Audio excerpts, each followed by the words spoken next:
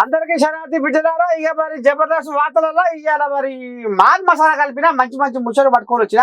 ఇక మరి ఆచమేందుకు కూడా తలకాయ ఏముని పరుచుకుందాం పని.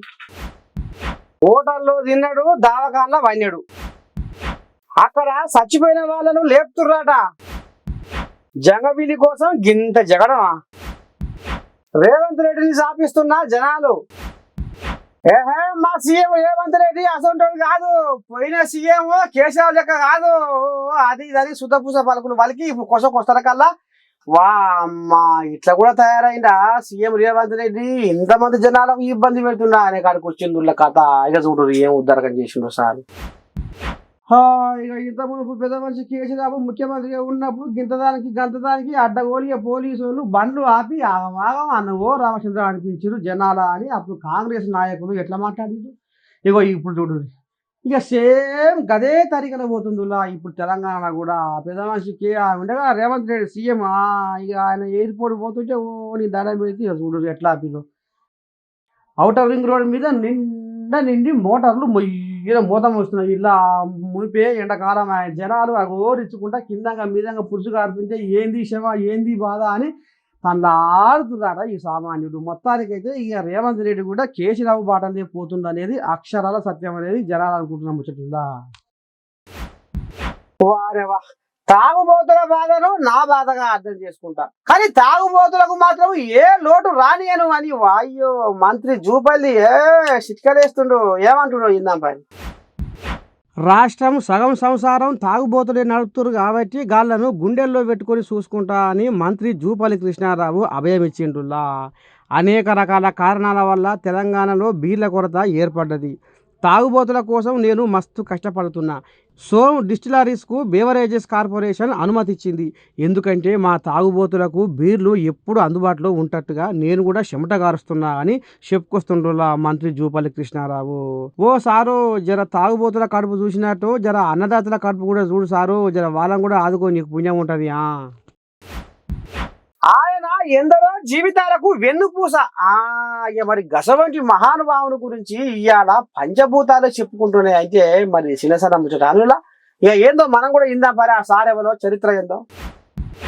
ఒక్కసారి నిన్ను చూడాలయ్యా రావన్నపేట రవీందరయ్య, ఒక్కసారి నిన్ను చూడాలయ్యా రావన్నపేట రవీందరయ్య, నిన్ను చూస్తే గాని మనసు తావునుండదయ్యా, నిన్ను చూస్తే గాని మనసు తావునుండదయ్యా, అక్షరాల సంపదవై మా గుండెల్లో నిండినవయ్యా, భవిష్యత్తుకు బాటలు వేసి మాకు మార్గము చూపినవయ్యా, అక్షరాల సంపదవై మా గుండెల్లో నిండినవయ్యా, మా భవిష్యత్తుకు బాటలు వేసి మార్గము చూపినవయ్యా, నీ సల్లని చూపుతో మా బతుకు వెలిగేనయ్యా, నీ నిండు దీవెనతో మా జీవితం పండేనయ్యా, ఓ రవీందరయ్యా, నువ్వు లేవని అక్షరాలు అలమటించెనయ్యా, నీకోసము పద సంపద రోధించెనయ్యా. గార్లపాటి రవీందరయ్య ఒక పంతులుగా ఎంతో మందిని తీర్చిదిద్ది వాళ్ళ జీవితాలలో నిండు పున్నమి లాంటి వెలుగులు నింపిన ఘనత తనది. అందుకే ఆచంద్ర తారారకము నువ్వు బతికే ఉంటావు రవీందరయ్య అని ఈ రకంగా రావన్నపేట చుట్టుపక్కల జనాలు కొలుసుకుంటున్నారు ఇలా మనసు నిండా. అంతకుముందు ఈ స్కూల్ అసిస్టెంట్ ఇంకోసారి ఉండే ఆయన ఇంగ్లీష్ చెప్పేది, ఆయన రిటైర్ కావడం ఉంది. తర్వాత దశరథ్ రెడ్డి గారు ఉండేది, దశరథ్ రెడ్డి సార్ రిటైర్ అయ్యారు. ఒకటేసారి నేను ఇన్ఛార్జిగా రావడం, వాళ్ళిద్దరు రిటైర్ కావడం రెండు ఒకటేసారి అయింది. ఒకటేసారి అయితే కొందరు పేరెంట్స్ సార్ మీరు ఇంగ్లీష్ సార్ లేడు, సోషల్ సార్ లేడు, మరి మీరు పాఠశాల పిల్లలకి ఎట్లా చెప్తారు? ఆ రోజు ఏంటంటే ఉన్న వాళ్ళ పిల్లలు లేని వాళ్ళ పిల్లలు కూడా చాలా మంది మన పాఠశాలలో చదివి, మరి అలాంటప్పుడు మన సుమందం సార్ మరి కాస్త ఇబ్బందిగా ఉంది అంటే చేస్తా, ఒక లెక్చరర్ నాకే పై స్థాయి ఇచ్చేస్తా అని అశోక్ సార్ లైబ్రరీ వయసులో ఇన్సూరెన్స్ దగ్గర వాళ్ళు ఇట్లా ఇబ్బంది ఉంది అంటే కాదు అనలేదు. అట్లా మీకు వాళ్ళు మీకు సేవలు అందించారు. సేవ అంటే అది నేను చేసింది ఉద్యోగ ధర్మం, నేను చేసింది ఉద్యోగ ధర్మం. సేవ అనేది మన వల్ల అయ్యేది ఇంకొకరికి లాభం చేసినట్లయితేనే అది సేవ. అది మనలో ఉండాలి. అది మన ఉపాధ్యాయులు ఎదురుగా మనకు కనబడుతుంది. అయితే ఇంకొకటి ఏంటంటే మనం చేసే ధర్మాన్ని కూడా ఎగదొప్పచ్చు. నాకు చేసే పని నేను చేయకపోతే నన్ను అడిగేప్పుడు నాకు వస్తుంది అనుకునే భావన కూడా చాలా తప్పే. కానీ మన పాఠశాలలో అలాంటి ఉపాధ్యాయులు లేరు. అప్పుడు జోసెఫ్ సార్ అనుకోండి, రవీందర్ సార్ అనుకోండి, తర్వాత జోయన్ సార్ అనుకోండి, ఇలేశం సార్ అనుకోండి. ఇలేశం సార్ ఇప్పుడు చదవైతే లేదు. సార్ 15th ఆగస్టు వచ్చిందంటే ఆయన కళారంగా అంతా చూపించారంటే అక్కడ మీ వరకు వచ్చే వరకు ఉందో లేదో కానీ అంతకుముందు మాత్రం అక్కడ 26 జనవరికి 15th ఆగస్టుకి రకరకాల ఇక పొద్దున్నాక బసబస అని కష్టం చేసినాక చెమట జీవులు ఏం చేసుకుంటారు? షెడ్డో పడో నోటికి వచ్చిన పాట పాడుకుంటారు.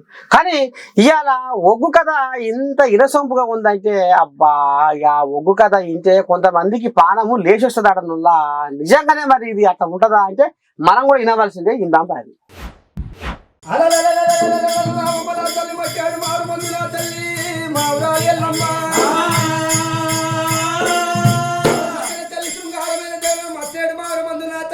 పరమజ్యోతి పరమ కళ్యాణి ఆసక్తి ఎల్లమ్మ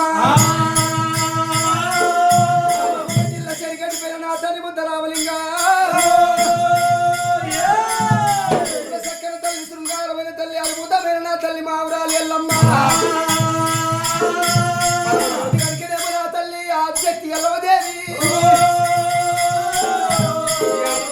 పోతే నా తల్లి ఎల్లమ్మ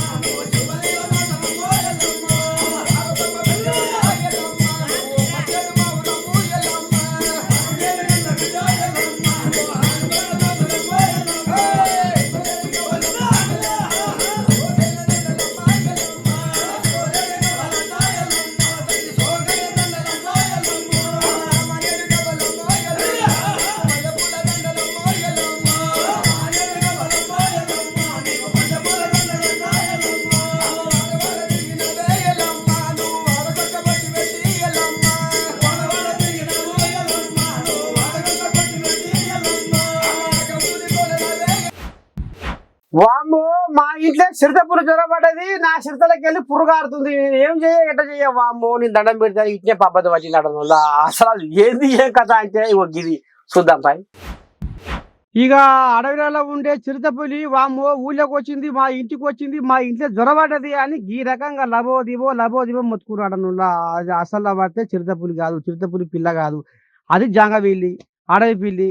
జంగవీళ్ళని చూసి చిరుతపులి అని మరో మొత్తుకొని అదురుకొని పాడైతే ఈ ముచ్చట ఈడబడి ఫారెస్ట్ అధికారుల శివుల పడితే చిన్నగా మెల్లగా వచ్చి ఇక కుత్బులాపూర్ గాజుల రామారంలో ఖైసర నగర్ డబుల్ బెడ్రూమ్ సమీపంలో ఇక ఈ రకంగా ఈ అడవి పిల్లి జ్వరం పడితే ఇక వచ్చి ఫారెస్ట్ అధికారులు గొర్ర గుంజుకొని పోయి అడవిలో వదిలిపెట్టాడనుల్లా.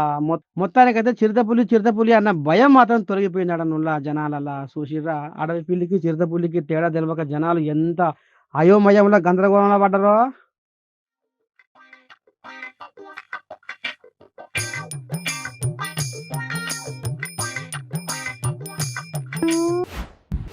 వాంబో నీ దండం పెడితే మినిస్టర్లకు పిక్క చెంపుతుందట, గుండె కాడ దడ పుడుతుందట, మొత్తానికి చల్ల చెమటలు పుడుతుంది అట. మరి ఎందుకు ఏంది ఏం కదా అంటే వాంబో చిన్నగా లేదు సంసారం చూడు.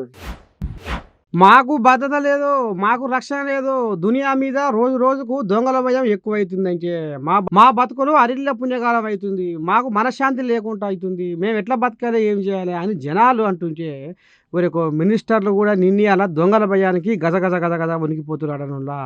ఎందుకంటే బంజారా హిల్స్లో మినిస్టర్ క్వార్టర్స్లో భవంతిలు కట్టే సామాగ్రిని అద్దమ్మ రాత్రి దొంగలు అమాంతం ఎత్తుకుపోయిరాడనులా. అందుకే పోలీసులు కాపలా ఉన్నా కానీ దొంగల భయానికి మంత్రులకు తెల్లందాకా నిద్ర పడతలేదటనులా. ఇక ఇప్పుడు లోకం మీద మళ్ళీ కొత్త రోగం దాడవుతుందటనులో. ఇదివరకే కరోనా కరోనా అని దాని పాడైపోయి జనాలను కాట్ల కలిపింది. మళ్ళీ ఇప్పుడు కొత్త రోగం వస్తుందట. మరి ఓ పబ్లిక్ జర పైలము జర ఒకసారి ఇది. అయ్యో దేవుడా, ఇప్పటికే కరోనా రోగం కాట్లగలవా ఎన్నో ప్రాణాలను నిలువన మింగిందని జగమంతా కోడై కూస్తుంటే మళ్ళీ మాయ రోగము జనాలకు దరిదాపుల్లో ఉందని బ్రిటన్ శాస్త్రవేత్త కుండ బద్దలు కొట్టి చెప్తుండులా. అందుకే ఓ పబ్లిక్ కరోనా రోగంతో సంసారాలు నేలవైతున్నాయి. మళ్ళా కొత్త రోగం రాబోతుందట. అందరూ జర పైలంగా ఉండాలను. దేశాన్ని కాపాడే సైనికులు ఎంత పైలంగా ఉండి దేశాన్ని కాపాడతారో ఇక మరి ఇప్పుడు ప్రజల పట్ల కూడా అధికారులు కూడా గదే బాధ్యతగా ఉండాలని మన తెలంగాణ టీవీ కోరుకుంటుందిలా. చూడాలా మరి రానున్న రోజుల్లో అధికారుల బాధ్యత ఏ రకంగా ఉండబోతుందో ముందర నుంచి. ఎవరి దోష చూసినా తూటే అన్నట్టు ఎంత మంచి ఓటర్లకైనా మచ్చే ఉండి పాడవుతుందట నుల్లా. ఇక ఓటర్ల కూడు దించే ఏమవుతుందంటే ఇది అవుతుందట చూడు. ఇక ఈ మధ్యకాలంలో పెళ్లి రోజులు, పుట్టినరోజులు, సావు రోజులు, తీరొక్క రోజులు అనుకుంటా లేని ఏషాలు వేసి దావతులు అనుకుంటా ప్రాణాల మీద తెచ్చుకుంటున్నా. రంగారెడ్డి జిల్లా షాద్నగర్లో పెళ్లి రోజు అని మండి ఓటర్లకు బిర్యానీ కానీ 1000 రూపాయల బిల్లు కట్టి తింటే అది లోపలికి పోయినాక రక్తవాంతులు అయ్యి దవాఖానకు 1,00,000 రూపాయల బిల్లు కట్టిరాడనులా. అంటే చూసిరా ఓటర్లు ఎంత ముదనష్టం తిండితోని జనాల పానాలు మింగుతుర్రో. అందుకే ఓ పబ్లిక్ జర ఓటర్ల తిండికి దూరంగా ఉండి పానాలు కాపాడుకోరు జర మాయలు కానీ.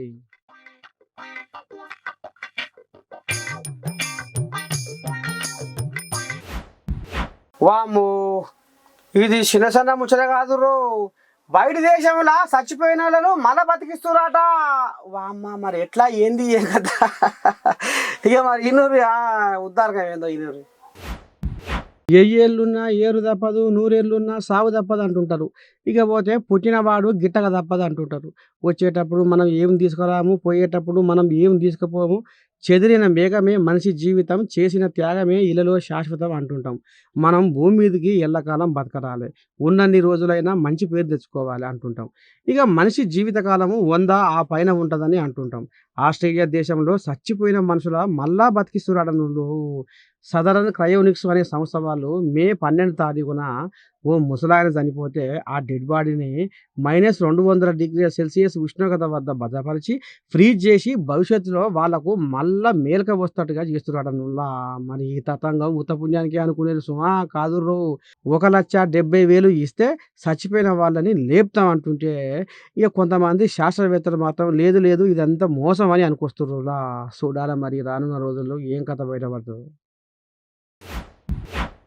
ఎటువైనా మన వార్తలు ముదుగున్నాయా. ఇక రేపు కూడా గిదేయాలకోసా అంతమాతగా మాత్రం మీరు మానంగా మరొక చూస్తూనే ఉంటారు మన తెలంగాణ టీవీ. ఉంటా శనార్థి. అందరికీ నమస్తే.